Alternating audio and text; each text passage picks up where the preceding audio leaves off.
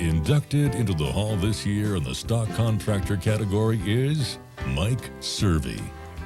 Mike Cervi, born here in Colorado, was the son of Gene Cervi, a Denver newspaper publisher. Gene was never at a loss for words, known for his newspaper articles that some would say were abrupt and abrasive. His son, Mike, seemed more calm and mild-mannered, but Mike certainly had an eye for business.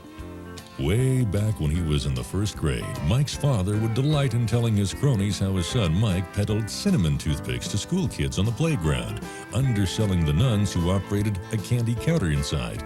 Not one to trust his future to just one single enterprise, Mike graduated successfully through such businesses as hauling ashes, selling Christmas trees, riding and swapping racehorses, clowning and competing in rodeos. Rodeo clowns fascinated him. At 14, Mike had trained a mule and did his act at Little Britches and junior rodeos. When he graduated from high school, he enrolled in Colorado Ag School at Fort Collins. Typical of his business savvy, he found the area dry and soon had a small bootlegging business flourishing. In 1958, Mike's parents acquired the family homestead near Sterling, Colorado. Mike, now 22 years old, became foreman and most often the only cowhand. He lived on the ranch alone, working from morning to nightfall. In 1964, he started buying cattle for the ranch, and the city boy who some of the ranchers resented was now doing so well, the ranchers started asking Mike to buy some for them. In July 1965, the Denver Post reported that Cervi Cattle Company, run by Mike Cervi, purchased 9,000 cattle for $1 million, the biggest livestock sale ever in the state. In addition to all this, Mike was now producing rodeos.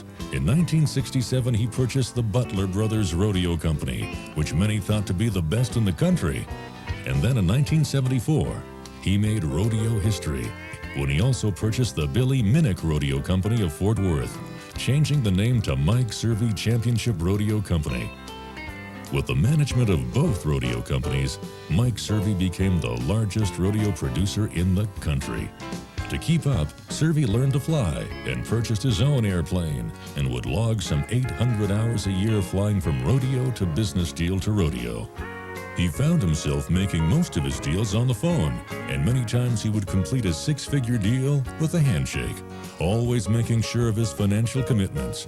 Mike knew if one of his drafts was to bounce, it would be the end of him.